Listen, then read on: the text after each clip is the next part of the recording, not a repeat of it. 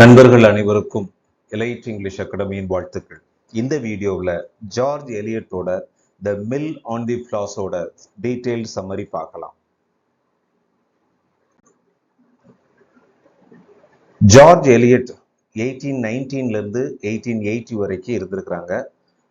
George எலியட்ங்கிறது அவங்களுடைய pen name, அவங்களுடைய original name Mary Ann Evans. அதுக்கப்புறம் கொஞ்ச நாள் மேரி ஆனா இருந்தாங்க, அதுக்கப்புறம் மரியானா இருந்தாங்க. So basically she is a novelist, poet, journalist, translator, ஒரு மல்டிஃபேசட்டட் பர்சனாலிட்டி. இவங்க மொத்தம் 7 நாவல்ஸ் எழுதியிருக்காங்க. Adam Bede, the mill on the floss 1860, Silas Marner, Romola, Felix halt, middle March and Daniel Deronda. So இதில் மிடில் மார்ச் அப்படிங்கிறது ரொம்ப famous.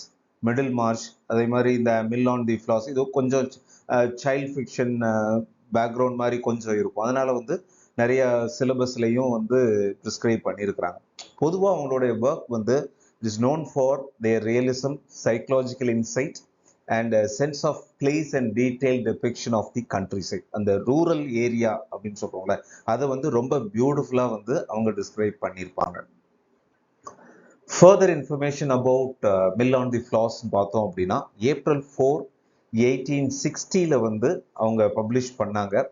So இது Maggi டலிவர் அப்படிங்கிற ஒரு கேரக்டரோட பேஸ் பண்ணி தான் இருக்குது. ஸோ இதில் பார்த்தோம் அப்படின்னா, இந்த மேகி டலிவர் அப்படின்ட்டு அவங்களுடைய ஆட்டோபயோகிராஃபிக்கல் எலிமெண்ட்ஸ் நிறைய இருக்குது. குறிப்பாக இவங்களுடைய பர்சனல் லைஃப் கொஞ்சம் டிஃப்ரெண்ட்டாக இருக்கும்.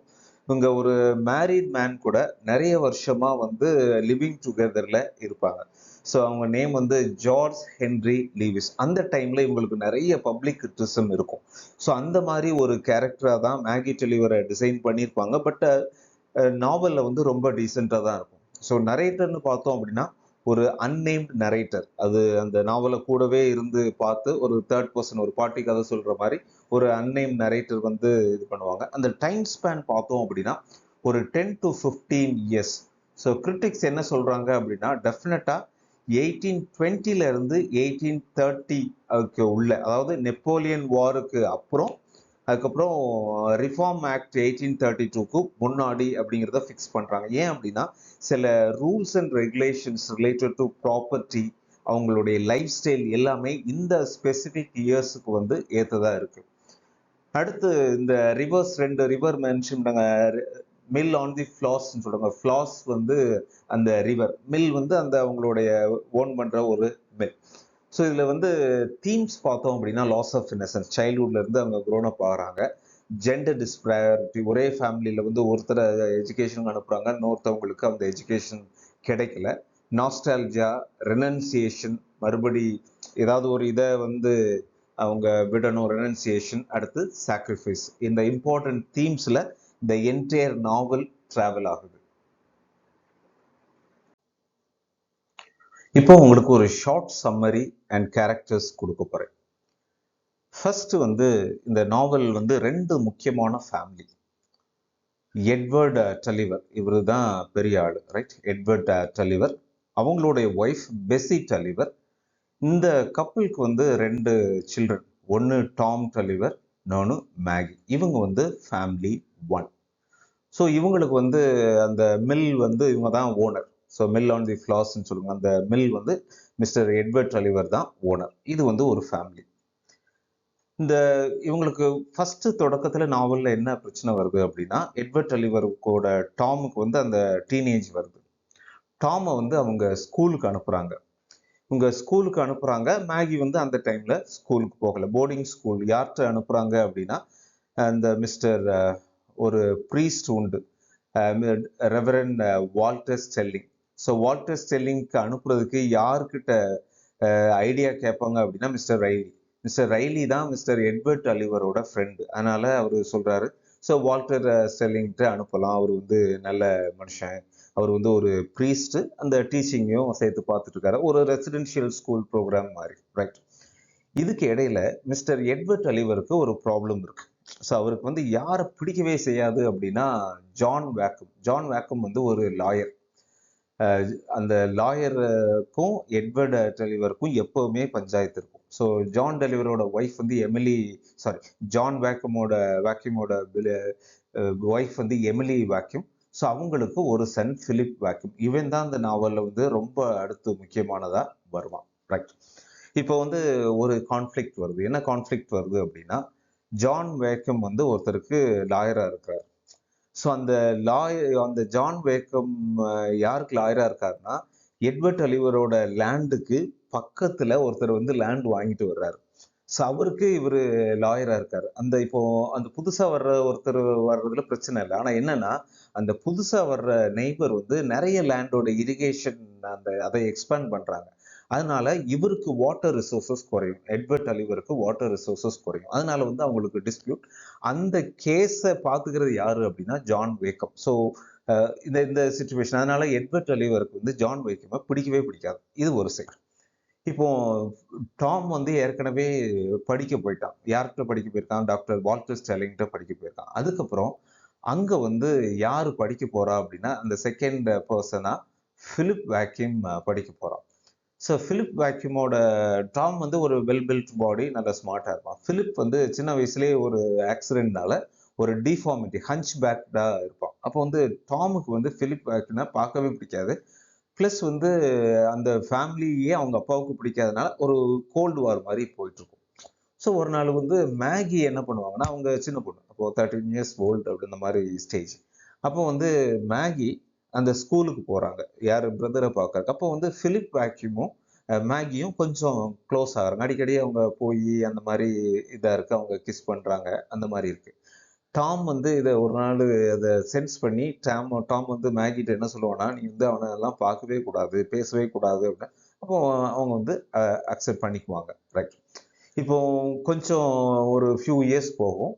டாமுக்கு வந்து 16 இயர்ஸ் இருக்கும்போது வந்து அவன் அப்படியே அந்த லாஸ்ட் குவார்டர் ஆஃப் த எஜுகேஷன்ல இருப்பான். அப்போ வந்து ஒரு பிரச்சனை. திடீர்னு என்ன ஆகும் அப்படின்னா, அந்த கேஸ் வந்து மிஸ்டர் டலிவர் வந்து தோத்துருவார். தோத்த உடனே அவங்களுடைய மில்லு, லேண்டு எல்லாத்தையுமே எடுத்துடுவாங்க. ஸோ அதுக்கு வந்து முக்கிய காரணம் யாருன்னா ஜான் வேக்யூம் அந்த லாயர் தான். இப்போ இமீடியட்டா டாம கூப்பிடுறாங்க. அப்போ என்ன ஆகுது அப்படின்னா, அவங்களுடைய மில்லுலேயே ஓனர்ஷிப் வந்து மாறிட்டதுனால, ஜான் வேக்யூம் தான் அதை அதுக்கப்புறம் கடைசியா வாங்கி வச்சிருப்பார். மாறிட்டதுனால அதுலேயே இவர் மேனேஜர் ஆயிடுவார். யாரு? மிஸ்டர் டலிவர். இவருக்கும் வேற வழி கிடையாது. வேற ஏர்ன் பண்ணணும். அவங்களுடைய ஃபர்னிச்சர் எல்லாத்தையுமே எடுத்துட்டு போயிடுவாங்க. இவருமே அங்கேயே அவருடைய மில்லே அவரே மேனேஜர் ஆன மாதிரி இருக்கும். அப்போ வந்து பிலிப் சாரி டலிவர் என்ன சொல்லுவாரு டாம்டனா, நீ அந்த வேக்யூம் ஃபேமிலியை மட்டும் மன்னிச்சிடாத அப்படின்னு. ஆனா இந்த சூழ்நிலையில இவங்க மேகிக்கும் பிலிப்புக்கும் வந்து அந்த ரிலேஷன்ஷிப் வந்து டெவலப் ஆகிட்டே இருக்கும். டாம் வந்து ஜாபுக்கு போவான். அந்த ஜாபுக்கு வந்து நிறைய பேர் ஹெல்ப் பண்ணுவாங்க. ஃபர்ஸ்ட் யார் அப்படின்னா அந்த டீன் ஃபேமிலி. ஸோ அவங்க தான் ஜாபை வந்து ஃபைண்ட் அவுட் பண்ணி கொடுப்பாங்க. பாப் ஜாக்கின் தான் ஒரு நாள் என்ன ஐடியா கொடுப்பான் அப்படின்னா, இப்போ நீ ஓரளவுக்கு 2 வருஷம் ஏர்ன் பண்ணிட்ட, இந்த மணியை வந்து நீ வேற பிஸ்னஸ்ல இன்வெஸ்ட் பண்ணா உனக்கு நீ நல்லா வந்துருவ அப்படின்ட்டு சொல்லுவான். ஃபர்ஸ்ட் அவனுக்கு அப்பாட்ட சொல்லுவான். அவனுக்கு அப்பாவுக்கு சம்மதம் இருக்காது. அப்புறம் வந்து டாம் வந்து அவங்களுடைய ரிலேட்டிவ்ஸ்ட போவான். யாரு அப்படின்னா மிஸ்டர் கிளெக்ஸ்ட போவான்.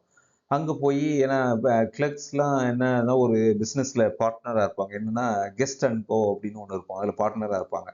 இப்போ அதுல அப்படியே ஜாபுக்கு போயிட்டு அப்படியே கொஞ்சம் இது பண்ண உடனே கொஞ்சம் நிறைய ஏர்ன் பண்ணிடுவாங்க. நிறைய ஏர்ன் பண்ணி அடுத்த ஒரு 2 வருஷத்துல அந்த மில் கைவிட்டு போனதுதான். ஆனா மத்த டெப்டாஸ்லாம் இருப்பாங்கல்ல, எல்லாருக்கும் வந்து செட்டில் பண்ணிடுவாங்க. டாம் நல்லா ஏர்ன் பண்ணியிருப்பான். அவங்க அப்பா ஏதோ அரைகுறையா ஏர்ன் பண்ணியிருப்பார். ரெண்டையும் சேர்த்து அவங்க மத்த டெப்டாஸ்லாம் இது பண்ணிடுவாங்க. அன்னைக்கு வந்து அதுக்கு ஒரு பார்ட்டி வைப்பாங்க. அந்த பார்ட்டி முடிவுல எட்வர்ட் அலிவர் என்ன பண்ணுவாருன்னா, வேக்யூமை போட்டு வெளுத்து கட்டிடுவார். ஸோ வேக்யூம் அந்த அவரை ஹார்ஸ்ல தள்ளி விட்டு விப்பை வச்சு அடிச்சு அந்த மாதிரி பிரச்சனை வந்துடும்.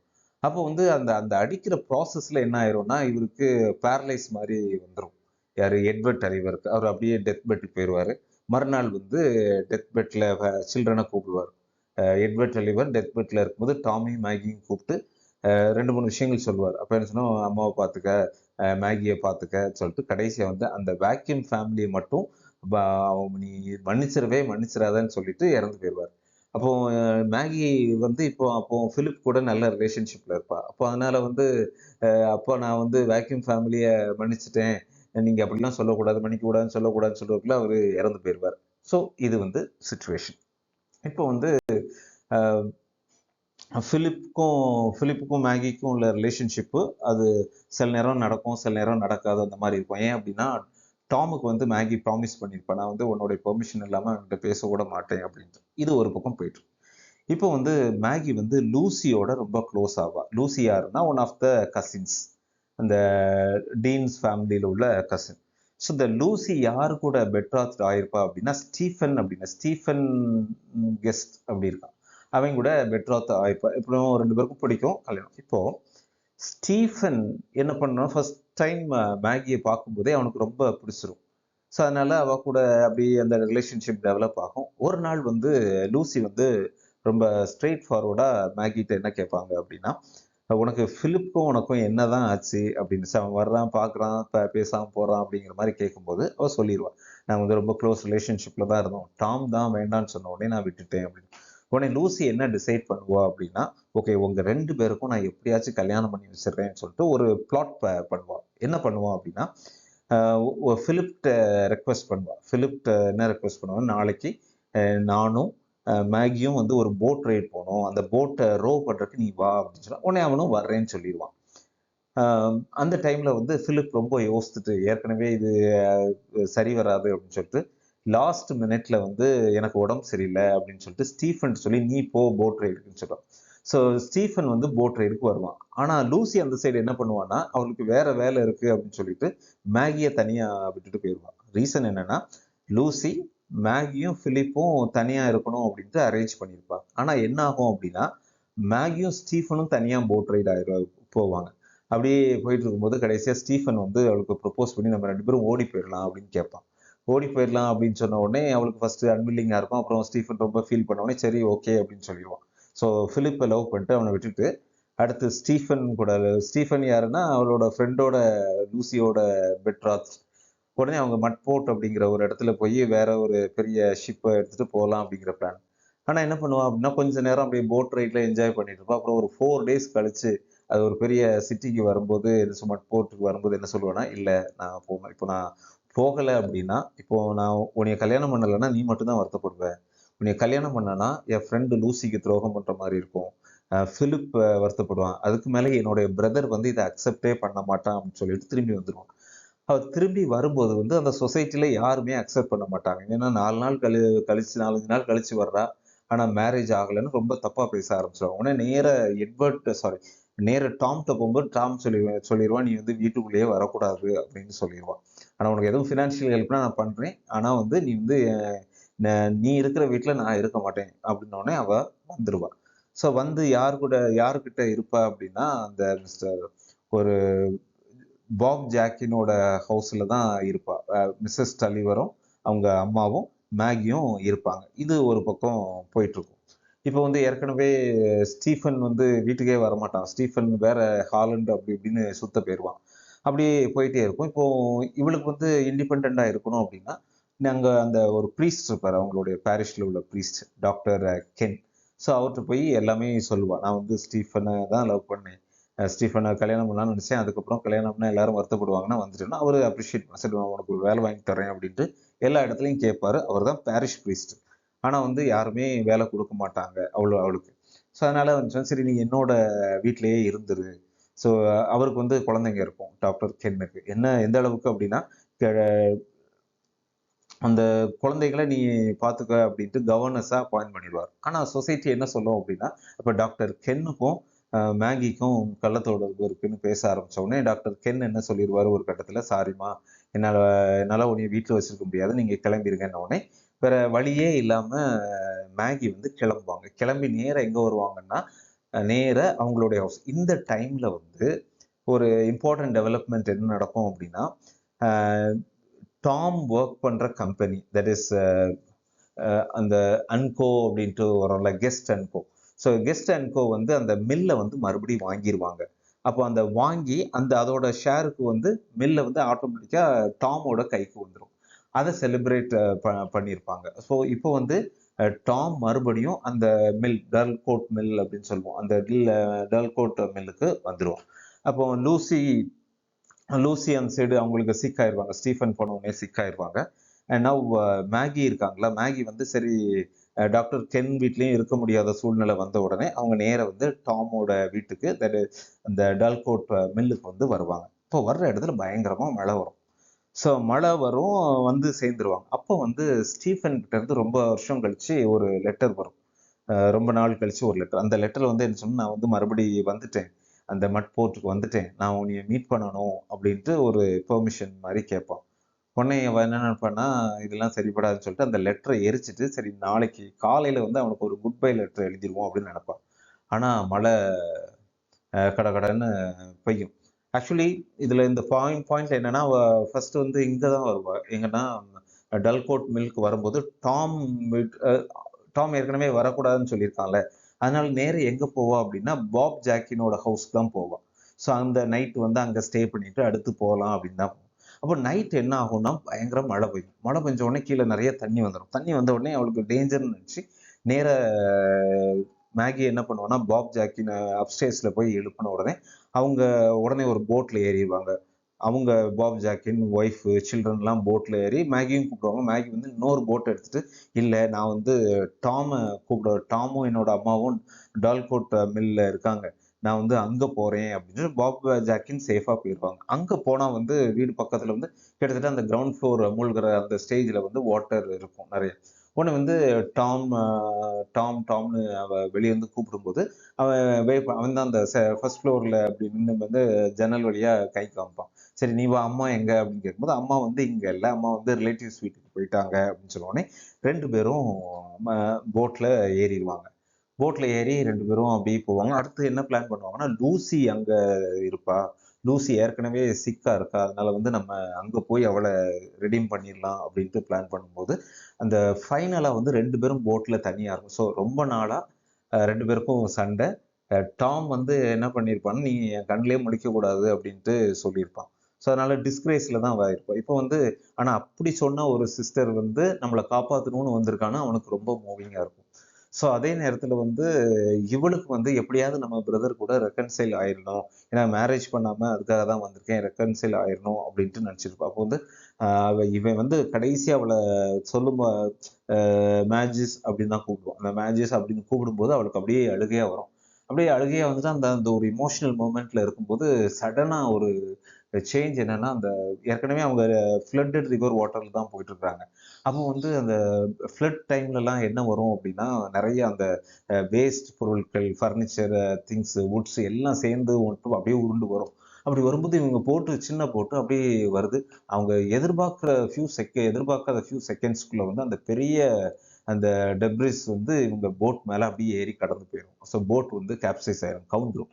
அப்போ போட் மேல வரும்போது பார்த்தோம் இந்த ரெண்டு பேரும் இருக்க மாட்டாங்க. அப்போ பிரதரும் சிஸ்டரும் ஒரு ஹேண்ட் இன் ஹேண்ட்ல வந்து எம்ப்ரேஸ் ஆகி அப்படியே ட்ரவுன் ஆயிடுவாங்க. அப்போ அந்த பியூட்டிஃபுல் டிஸ்கிரிப்ஷன் எப்படி வரும் அப்படின்னா, எப்படி சின்ன வயசுல வந்து சில்ட்ரனா ஹேண்ட் இன் ஹேண்ட் வந்து மூவ் பண்ணாங்களோ அதே மாதிரி இவங்க வந்து இப்போவும் சாவுலையும் இணைஞ்சிட்டாங்க அப்படின்ட்டு. ஸோ அதுக்கப்புறம் கடைசி சாப்டர் வந்து ஒரு 5 வருஷம் கழிச்சு அப்படின்னு ஓப்பன் ஆகுது. அந்த 5 வருஷத்துல வந்து ஒரு சூப்பர் லைன் வரும். என்னன்னா, நேச்சர் கரெக்ட்ஸ் இட் செல்ஃப் அப்படிங்கிற மாதிரி ஒரு பியூட்டிஃபுல் லைன் வரும். ஸோ அதில் வந்து நேச்சர் வந்து அந்த 5 வருஷத்துல எல்லாமே சரியாயிட்டு, ஒன்று ரெண்டு விஷயங்களை விட எல்லாமே சரியாயிட்டு. அந்த ஃப்ளட்ல வந்து ரெண்டே ரெண்டு பேர் தான் இறந்துருப்பாங்க. யாரெல்லாம் அப்படின்னா, டாமும் இந்த மேகியும் மட்டும்தான் இறந்துருப்பாங்க. அவங்க ரெண்டு பேரையும் ஒரே கல்லறையில வந்து புதைச்சிருப்பாங்க. அந்த கல்லறையில வந்து they cannot be divided further அப்படிங்கிற மாதிரி ஒரு லைன் வந்து எழுதியிருப்பாங்க. அந்த கல்லறை வந்து அடிக்கடி ரெண்டு பேர் விசிட் பண்ணுவாங்க. யாரு அப்படின்னா ஸ்டீஃபன், அப்புறம் ஸ்டீஃபனும் நம்ம பிலிப்பும். ஸ்டீஃபனுக்கு கொஞ்ச நாள் கழிச்சு மேரேஜ் ஆயிரும், அவனோட ஃப்ரீக்வன்சி குறைஞ்சிரும். ஆனா பிலிப் வந்து கண்டினியூஸா வந்து அவனுக்கு, ஏன்னா அவனும் அந்த மேகியும் வந்து அந்த பக்கத்துல இருக்கிற ஃபாரஸ்ட்ல தான், ரெட் பூட்ஸ்குள்ள தான் போய் நிறைய மீட் பண்ணியிருப்பாங்க. அதனால அந்த நினைவுகள்லயே அவன் மூழ்கி அப்படியே இதாயிருப்பான். ஸோ இதுதான் ஸ்டோரி. அந்த தீம்ஸ் ஏற்கனவே டிஸ்கஸ் பண்ண மாதிரி அந்த லாஸ் ஆஃப் இன்னசென்ஸ், அப்புறம் ரெனன்சியேஷன், ஸோ இதில் வந்து 2 பேருமே சாக்ரிஃபைஸ் பண்ணுறாங்க. அவளுக்கு 2 ஆப்ஷன் இருந்துச்சு மேரேஜுக்கு, ஆனால் 2யுமே ரிஜெக்ட் பண்ணான். டாம் வந்து அவனுடைய ப்ளஷர்ஸ் எல்லாத்தையுமே வந்து ஃபேமிலிக்காக ஸ்பெண்ட் பண்ணான். ஃபர்ஸ்ட் வந்து அப்பாவுக்கு உடம்பு சரியில்லாமல் ஆன உடனே அவன் அந்த ஃபேமிலி ரெஸ்பான்சிபிலிட்டியை எடுத்துகிட்டு இது பண்ணான். அதுக்கப்புறம் அவனுக்கு கடைசியாக மன வருத்தம், சிஸ்டர் வந்து சொன்ன பேச்சு கேட்காம போயிட்டா அப்படின்னு. ஆனால் கடைசியாக எல்லாமே முடிஞ்சுட்டு அவங்க சேர்றாங்க. ஆனால் இயற்கை சதி செஞ்சு அவங்க 2 பேரையும் பிரித்தது. சேர்ந்து உலகத்தை விட்டு தான் பிரிச்சதே தவிர அவங்க வந்து இன்னொரு வேர்ல்டில் தே ஆர் டுகெதர் ஹாப்பிலி அப்படிங்கிற மாதிரி ஜார்ஜ் எலியட் வந்து முடிச்சிருக்காங்க. Dear friends, I hope this story was very interesting and it is useful.